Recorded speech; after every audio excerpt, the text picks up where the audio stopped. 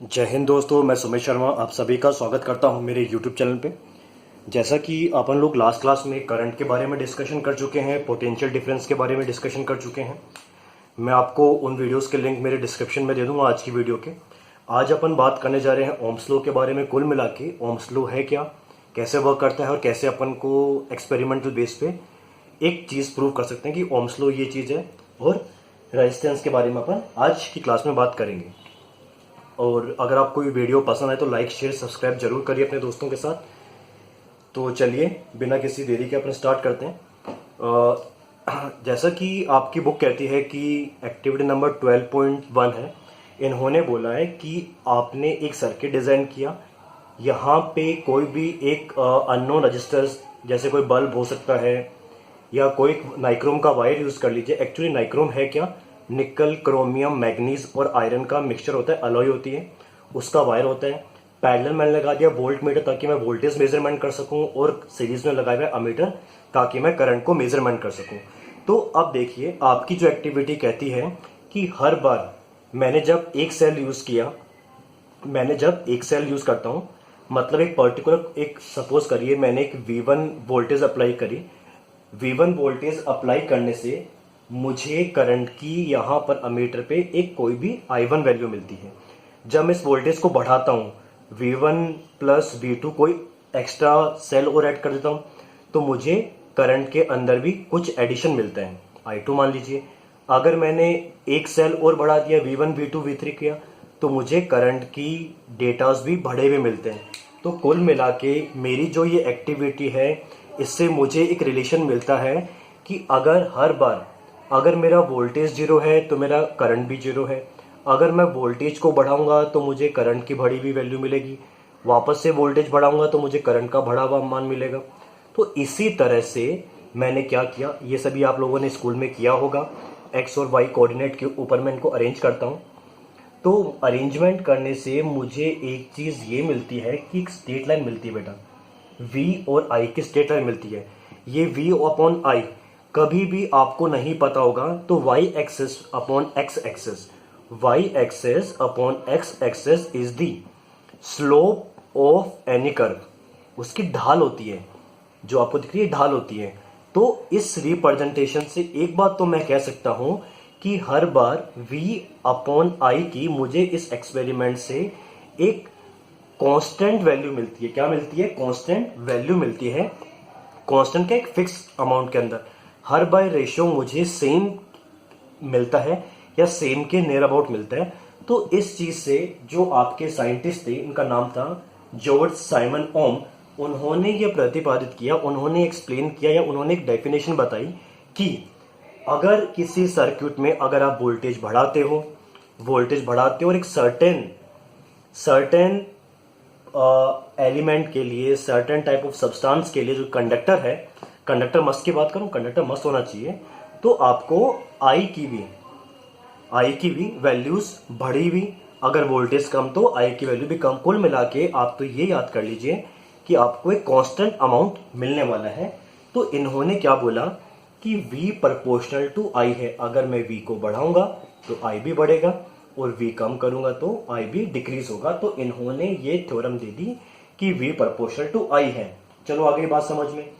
तो इन्होंने बोला जब V प्रोपोर्शनल टू I है, तो मैं जब, जैसे आप लोग करते हो ना, ये इक्वल टू साइन लगा के x इक्वल टू y है, उसी तरह प्रोपोर्शनलिटी में अगर आप I को नीचे लेके आते हो तो एक आपको कांस्टेंट लाना पड़ता है, क्योंकि वैल्यूज क्या आ रही है, सेम आ रही है। तो इन्होंने इस कांस्टेंट का नाम R दिया।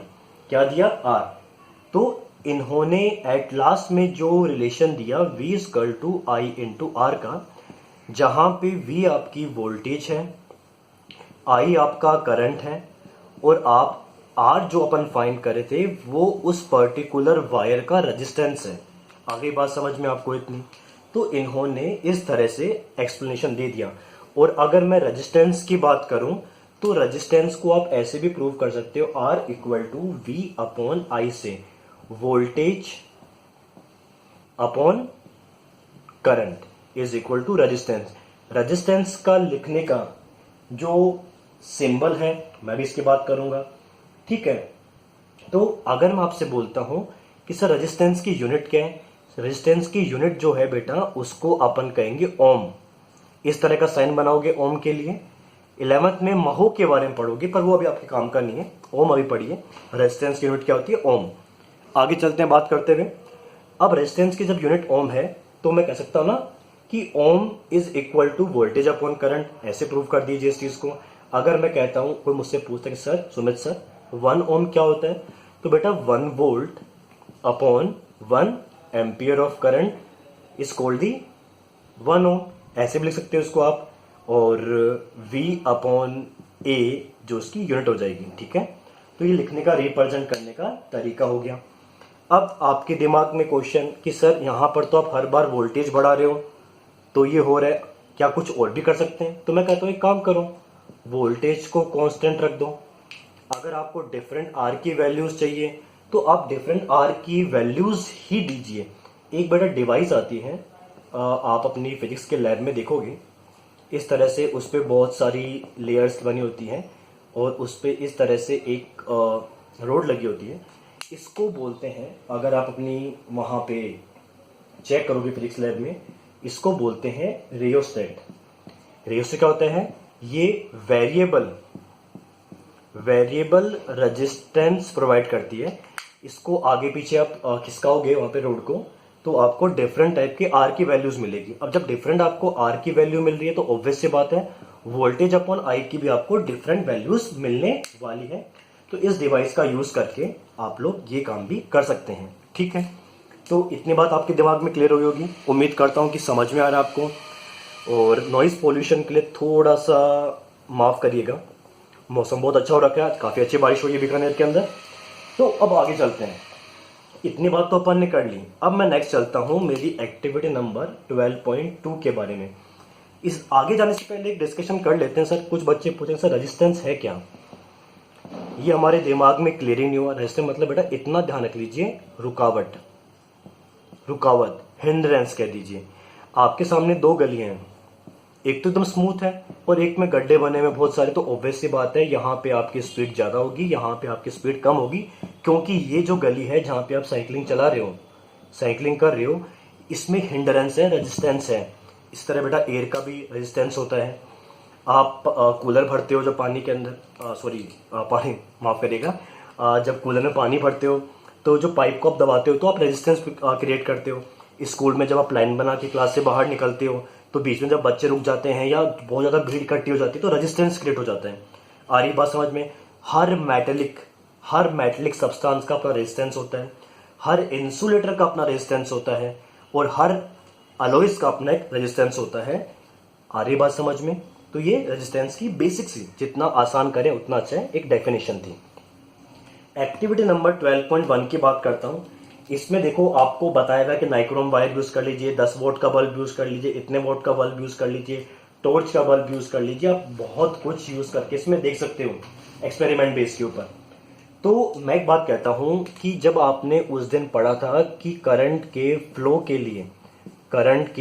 के लिए इलेक्ट्रॉन का रिवर्स मोशन जिम्मेदार है, बट इलेक्ट्रॉन खुद मूव नहीं करते, वाइब्रेशन करते हैं। बताता हूं आपको मैं, एनर्जी ट्रांसफर करते हैं। बट इलेक्ट्रॉन का वाइब्रेशन का एनर्जी ट्रांसफर करना या इलेक्ट्रॉन का रिवर्स मूवमेंट होना, जितना अच्छा कंडक्टर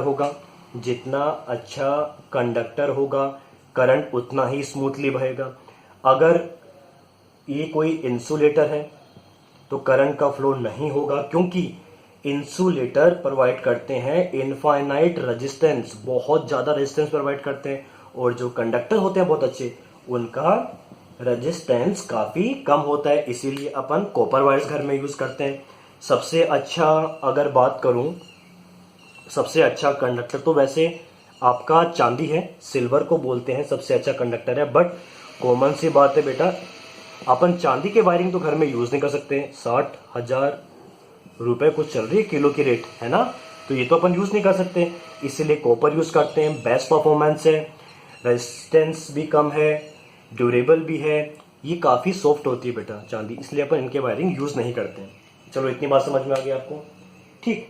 अब ये चीज़ें आपके दिमाग में क्लियर होना चाहिए, इंसुलेटर कंडक्टर को लेके, रेजिस्टेंस को लेके, ओम्स लॉ को लेके बेसिक से क्वेश्चंस हैं, आप लोग आराम से डील कर सकते हैं उनको।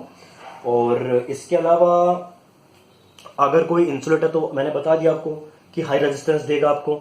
मतलब एक कॉमन सी चीज़ देखो, अगर आपके स्ट्रेट वायर है और एक इसी वायर को आपने इस तरह मोड़ दिया, एक इसी वायर को आपने इस तरह से अरेंज कर दिया, तो ऑब्वियस सी बात है बेटा, इसका रेजिस्टेंस, सेम मेटल है तो इसका रेजिस्टेंस भी ज़्यादा, इसका रेजिस्टेंस थोड़ा ज़्यादा, इसका रेजिस्टेंस एज कम्पेयर टू बहुत कम होगा।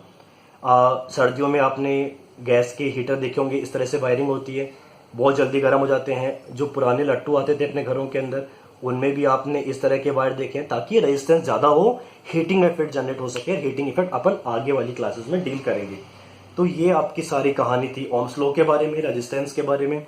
अगर कोई डाउट है तो मुझे बताइएगा, इस नंबर पे अपने डाउट्स भेज सकते हैं। और कोई डाउट नहीं है तो बहुत अच्छी बात है, मेहनत करिए, कुछ क्वेश्चंस करेंगे डेफिनेटली इनके ऊपर। जय हिंद, जय भारत।